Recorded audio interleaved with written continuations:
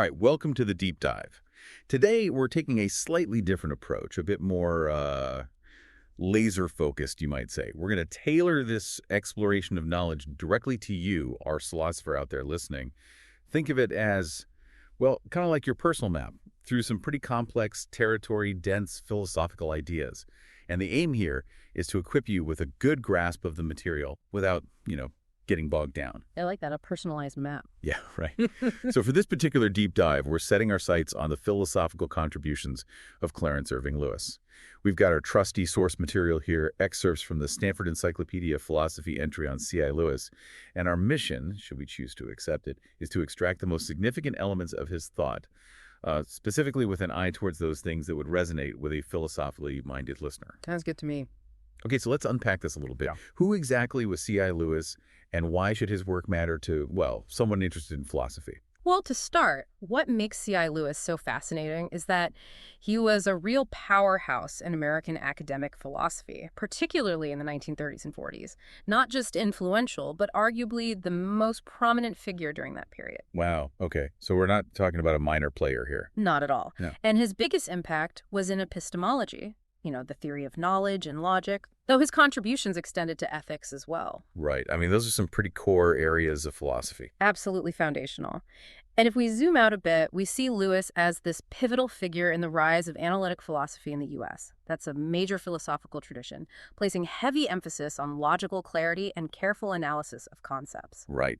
And his influence went beyond his own writing. Oh, absolutely. It wasn't just his books and articles. He had a huge impact through the many graduate students he mentored or influenced in some way at Harvard. Ah, Harvard, right. Yeah. Breeding ground for philosophical minds. Exactly. Think of names like Quine, Goodman, Chisholm, Firth. Even Sellers, their philosophical paths were often shaped by engaging with Lewis's ideas, sometimes in agreement, sometimes kind of pushing back against them. So he's a central node in the network of American philosophical thought. And it sounds like his own philosophical background, especially his time at Harvard, shaped his thinking in some pretty interesting ways. Oh, for sure. His development at Harvard was heavily influenced by both William James, the pragmatist, and Josiah Royce, the idealist.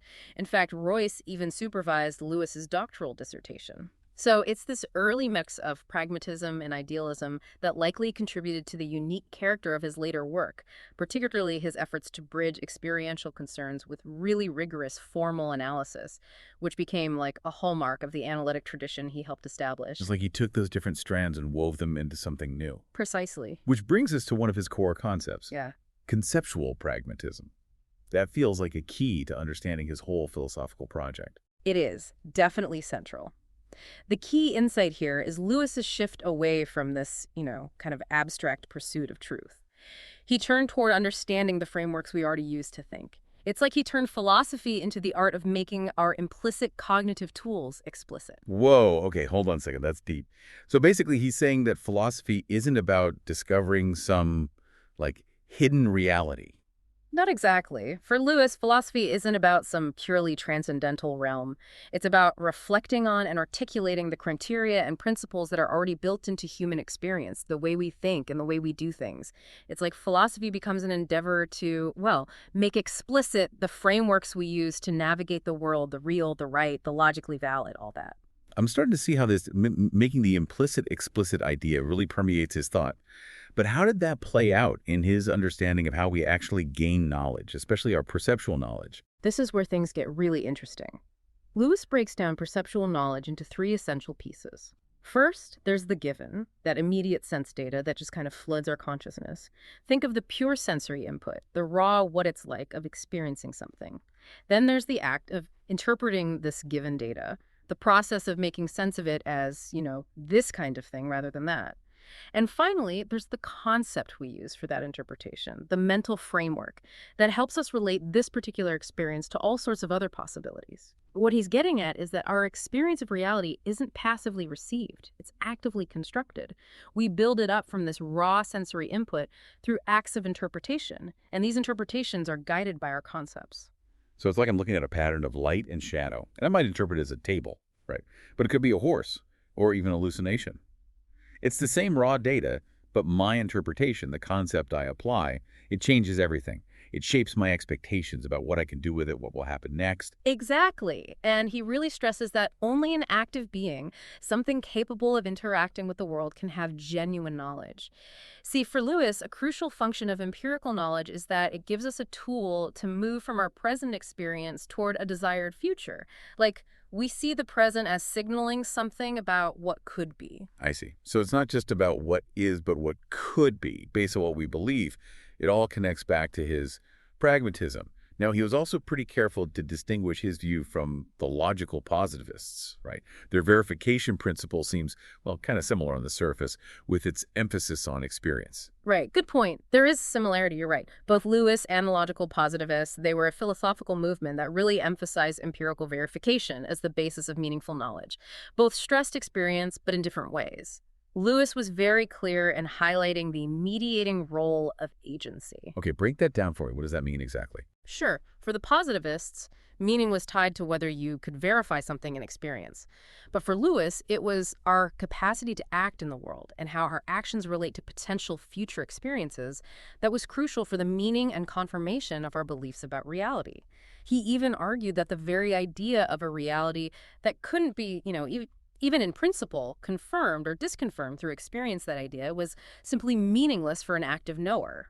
So for Lewis, if you can't possibly do something to test your belief, it doesn't really mean anything. Exactly. And his focus evolved over time, didn't it? I remember reading that he later emphasized justification more than just verification. That's really insightful. You're right. While his earlier work, Mind and the World Order, delved deep into meaning and the structure of knowledge, his later work, especially Analysis of Knowledge and Valuation, really shifted emphasis to the justification of our beliefs. What makes a belief rationally credible, warranted now, even before we get around to verifying it in the future? Interesting. So it's about what makes a belief reasonable to hold. Right. But even with that shift, some core claims remain steady throughout his work. He always maintained that empirical knowledge is essentially probable belief, that probability is a logical relation between a belief and its grounds, and that ultimately the whole chain of justification has to go back to something certain, something that doesn't itself require further, probabilistic support. A foundation of certainty. That's pretty intriguing, especially given those pragmatist influences we were talking about. I'm curious to hear more about this certainty and his concept of the given. All right, so the given, it's like a cornerstone of Lewis's epistemology. It refers to directly apprehending immediate sense presentations, those raw, uninterpreted sensory qualia we were discussing earlier. He argued that our awareness of these immediate presentations is incorrigible, indubitable. You don't need to verify it, and it's not subject to error. In these various senses, it's certain. Like, think of that immediate sensation of redness you might experience. For Lewis, you can't be wrong about that raw sensory experience itself, not in the moment you're having it. So it's the pure sensory data before we categorize it or interpret it. Exactly. But I remember reading that he wasn't totally comfortable calling it knowledge. Why is that? Yeah, that's a crucial detail. Lewis argued that knowledge, the word itself, implies the possibility of being wrong or incorrect. But since our immediate awareness of the given, well, it doesn't have that contrast, we can't be wrong about the raw sensory feel we're having right now. He felt that the term knowledge didn't really fit. It's more like this foundational awareness, a given. Okay, I see.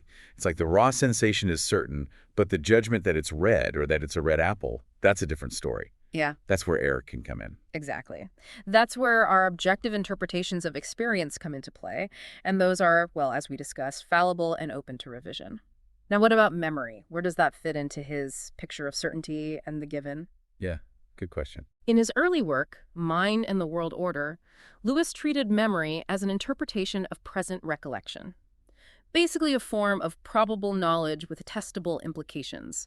But later, in Analysis of Knowledge and Valuation, he refined this idea.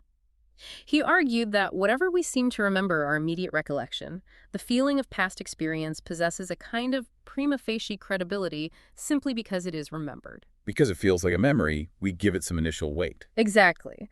So this present remembering, along with those immediate sense presentations, forms the bedrock of our evidence.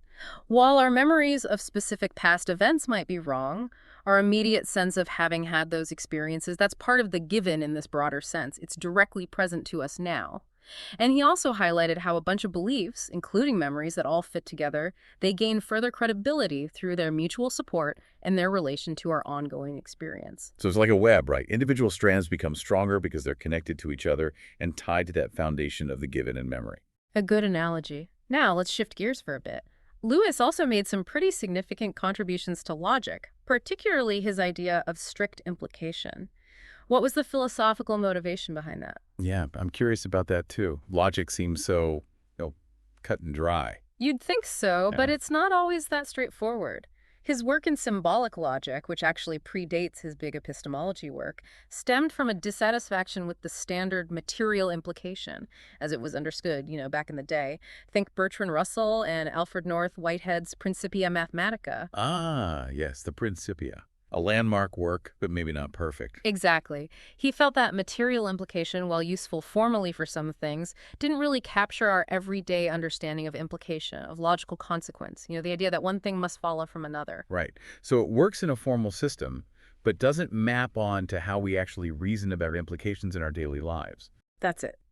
And this issue led to what philosophers called the paradoxes of material implication, where a true proposition is, like, materially implied by any proposition, and a false proposition materially implies any proposition, which just feels wrong. Yeah. It sounds logically valid, but it's kind of counterintuitive to how we normally think about one thing implying another. Totally. So Lewis's insight was that implies shouldn't just mean not both true and false. It should capture a deeper idea of logical necessity, that one thing must follow from another in, like, all possible situations. Strict implication, which he represented as Bishop Q, was his attempt to define this stronger, more robust notion of implication. And he defined it in terms of possibility. Bishop Q is true if and only if it's impossible for it to be true and Q to be false. Okay, I'm following so far. But isn't that bringing in like modal logic with necessity and possibility? You got it. This makes it an intentional logic that's a branch of logic that deals with necessity, possibility, belief, and those sorts of concepts.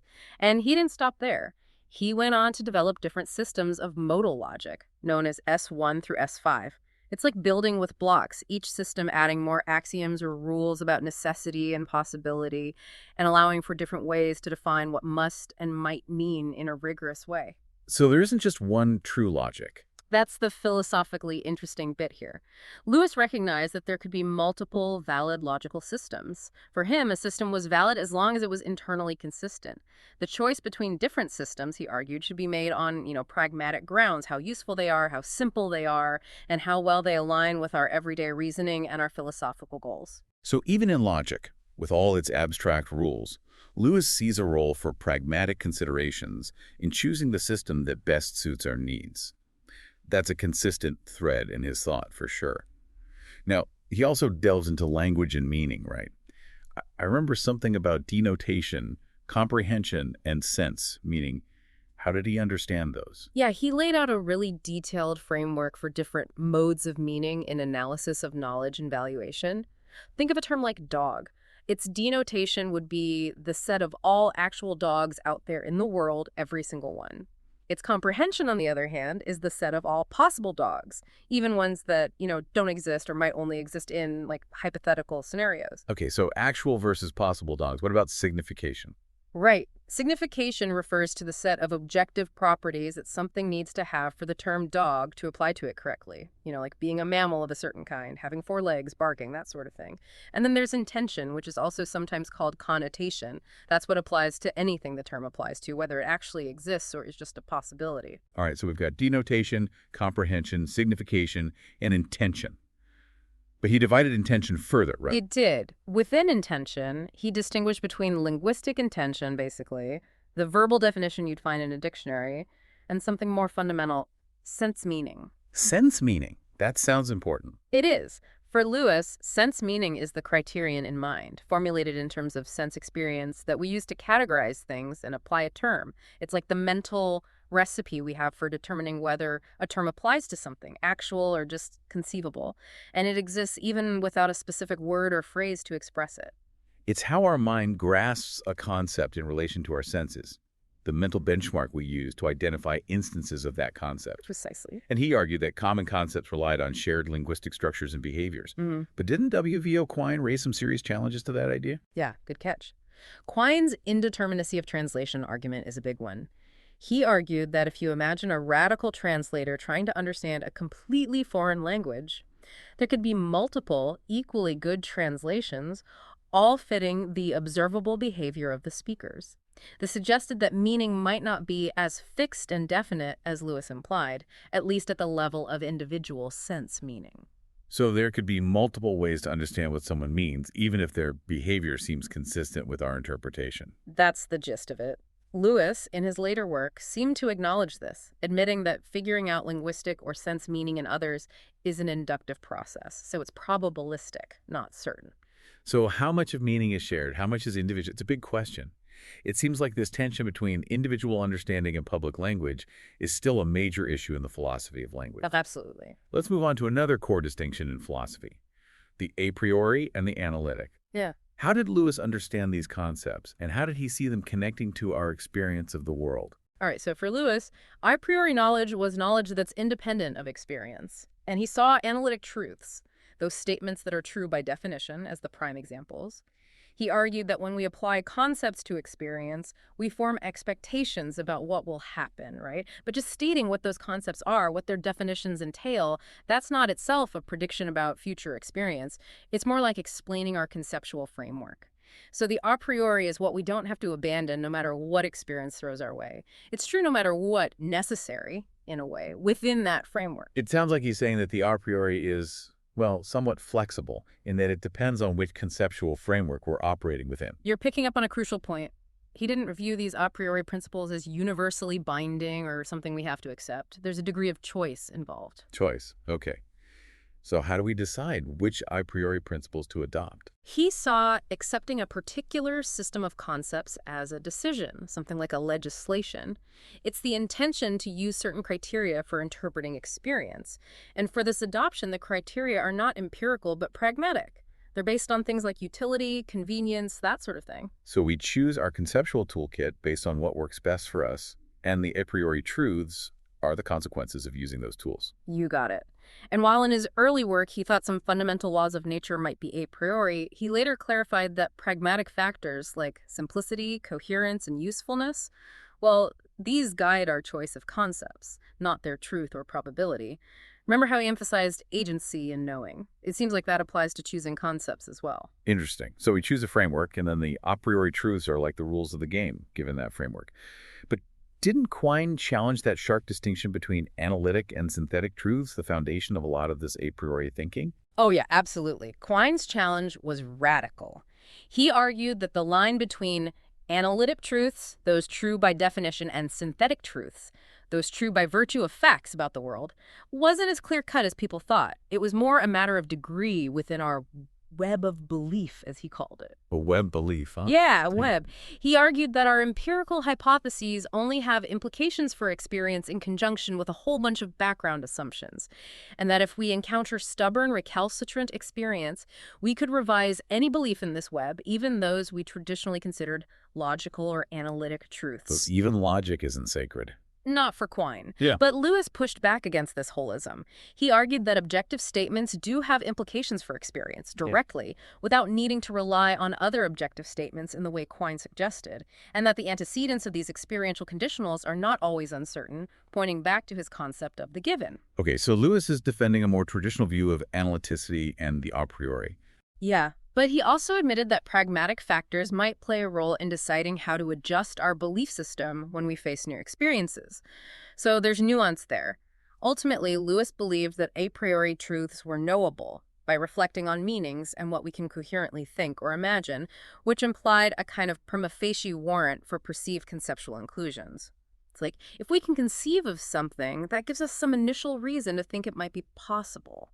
So even in the face of Quine's influential holism, Lewis held on to a significant role for a priori knowledge grounded in conceptual analysis, though he did allow for a pragmatic element in choosing the conceptual framework itself. Exactly.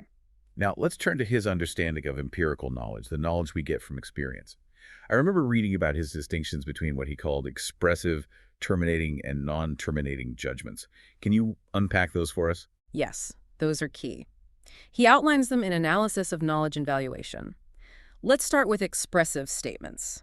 These express what's directly given in our experience right now. And about their truth, well, we can be certain. It's like saying, it seems as though I'm seeing red. Lewis argued that these statements are true simply because of the experience itself, and they try to convey that ineffable quality of the world given the raw feel of sensation. They point to the raw feel but don't interpret it. Right. Now, the second kind, terminating judgments, these are basically predictions about what we would experience if certain things were true and we did certain actions. It's like saying, if I see this and I do that, then I'll experience this other thing, where all those things are formulated in the language of those directly presentable experiences.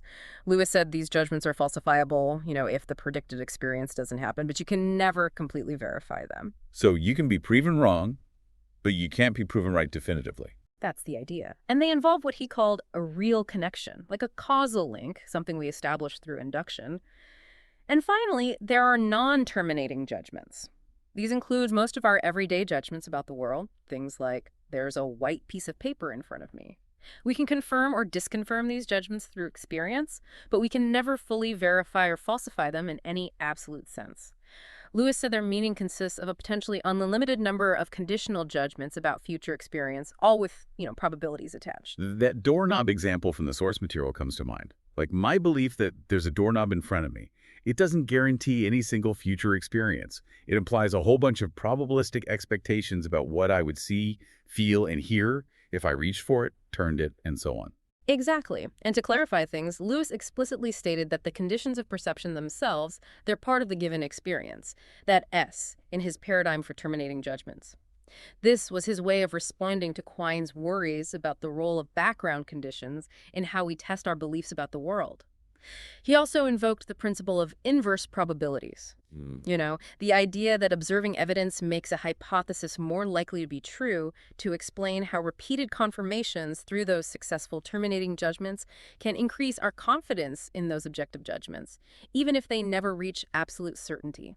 Okay, so even though we can't be absolutely certain about objective judgments, we can become more and more confident in them through repeated testing. Precisely. And he saw our objective beliefs as ultimately resting on what he called primitive generalizations. These are derived from direct experience and supported by memory. And as we discussed before, memory plays a crucial role in providing that evidential basis that goes beyond the immediate present. Right. Lewis really emphasized the prima facie credibility of memory as essential for supporting those generalizations. He argued that when our beliefs, including our memories, all hang together coherently, well, that strengthens their overall credibility. He even suggested that you can't justify the credibility of memory itself through induction, because you'd end up arguing in a circle. So he considered it a basic aspect of being a creature that exists in time. So he took the reliability of memory as a given, so to speak. In a way, yes. This reliance on memory and the given as foundations, it seems like it could be vulnerable to skeptical attacks. How did Lewis handle that? And what about his approach to probability and induction? Those seem pretty important for building knowledge on top of this foundation. Oh, Lewis was definitely aware of those skeptical challenges and the need for a solid foundation. Regarding probability, he took an a priori stance, viewing it as rational expectation relative to our empirical data. He rejected the principle of indifference. That's the idea that we should assign equal probabilities to all possibilities when we have no evidence. Instead, he said the probability of a claim always depends on the specific body of empirical evidence we have and on a priori principles of probability, including induction itself. So our judgments of probability aren't just based on raw data. There are these underlying principles at work too. Exactly. He distinguished his view from those purely empirical frequency theories, stressing the importance of reliability in our probability judgments. Reliability depends on factors like how adequate, uniform, and close in time our data is. His defense of induction, that's the move from particular instances to general conclusions, sometimes echoed Reichenbach's pragmatic argument that inductive methods are bound to work in the long run if any method will. But he also argued, earlier on, that our predictions become more likely to be successful as we revise them over time. Though these arguments ran into classic philosophical problems like Goodman's GRU paradox, which highlights the trickiness of justifying our inductive biases. So it's complex, with a priori principles and empirical evidence shaping our understanding of probability. Definitely not simple. And as influential as Lewis was, his ideas also drew some pretty strong criticism from other big names in philosophy. Right, he wasn't without his critics. What were some of the major challenges to his views? Well, we've already touched on Klein's critique of the analytic-synthetic distinction and his view that belief systems are tested as a whole by experience. Another huge challenge came from Wilfrid Sellars and his famous myth of the given argument. Sellars questioned the whole idea of a purely non-conceptual, certain foundation for knowledge based directly on sensation. Then you have Donald Davidson, whose work also challenged that foundational picture by criticizing the sharp separation between conceptual schemes and empirical content, what some call the third dogma of empiricism. So Lewis was under fire from multiple directions. He was. And then there's Roderick Chisholm, one of Lewis's own students. He specifically questioned Lewis's claim that statements about physical objects strictly entail sensory conditionals, pointing to the role of background conditions and all those extra assumptions we make in linking our beliefs to specific experiences. And as we mentioned, Nelson Goodman brought up those fundamental issues with the certainty of the given and the justification of induction. It seems like Lewis built this really elaborate, carefully thought out philosophical system, but then it became a target, a focal point for debate, even for those who disagreed with its core ideas. That's right. And it's actually a mark of a truly significant contribution. It becomes a reference point that others have to grapple with. So we've spent a lot of time on his epistemology and logic, but the source material also mentions his work in ethics and value theory. Can you give us a quick overview of his main ideas there, especially those that might pique a philosopher's interest? Of course. In contrast to the emotivists, who are common among the logical positivists and saw value judgments as just expressions of emotion, Lewis had a more objectivist, naturalistic view. He argued that you can, in principle, verify or falsify value judgments through experience. He introduced the idea of felt value qualia. That's the immediate, intrinsic feeling of goodness or badness that comes with certain experiences. It's something we directly apprehend, and it's undeniable in the moment of experiencing it, kind of like his given in epistemology, right? Yeah, I see the connection. He then distinguished between expressing those immediate feelings and making objective judgments about value. The objective judgments attribute value to things based on their potential to produce those feelings of goodness or badness. For Lewis, intrinsic good, the ultimate good, was about the felt goodness of experience itself. And the ultimate good was the quality of a life found good in the living, a state of experience satisfaction. He saw the value of objects and actions as mostly instrumental, meaning they're valuable if they lead to those intrinsically good experiences. So the value of the thing comes from its ability to make us feel good. In a nutshell, yes. He also explored different types of value: aesthetic value, cognitive value, moral value. He distinguished them by the specific attitudes we take toward experience in each area. In ethics, he proposed these a priori categorical rational imperatives. These are like fundamental principles that guide right action, like being consistent in your reasoning, considering long-term consequences, and being just in your dealings with others. He saw these imperatives as coming from an a priori understanding of our rational and moral sense. So for Lewis, there are fundamental moral principles we can discover through reason. Exactly. And intriguingly, he ends by highlighting a distinction between the empirical process of figuring out what we do value and the more a priori task of determining what's objectively right and just. So even in ethics, Lewis tried to ground his views in both experience and reason. Well, that gives us a pretty comprehensive tour of C.I. Lewis's major contributions. As we wrap up this deep dive, what would you say are the most important takeaways for our philosopher listener? The big takeaways are: C.I. Lewis was a tremendously important figure who tried to bridge the gap between pragmatism and analytic philosophy. He built this intricate and highly detailed epistemology with the given of immediate experience at its core. His work in modal logic, especially that idea of strict implication, provided a really crucial alternative to classical logic and opened up new ways of thinking about logic. And even in value theory, he carved out a unique objectivist position based on those qualitative aspects of experience. He covered a lot of ground. He did. And his foundationalist approach, with its emphasis on certainty, is still a big point of reference in current debates in philosophy about the nature of justification, the reliability of our senses, and whether knowledge is even possible given all those skeptical worries. And that brings us to a final thought for you, our philosopher listener. As you think about Lewis's ideas, consider this. Does his insistence on a foundation of certainty in epistemology, does that really offer a solid, defensible answer to those skeptical challenges? Or does it run into trouble when it tries to connect immediate sensory experience to our complex and fallible understanding of the world? We encourage you to go deeper, explore Lewis's own writing and all the work that's been done on his ideas since then, and see what resonates with you. Thanks for joining us on this deep dive.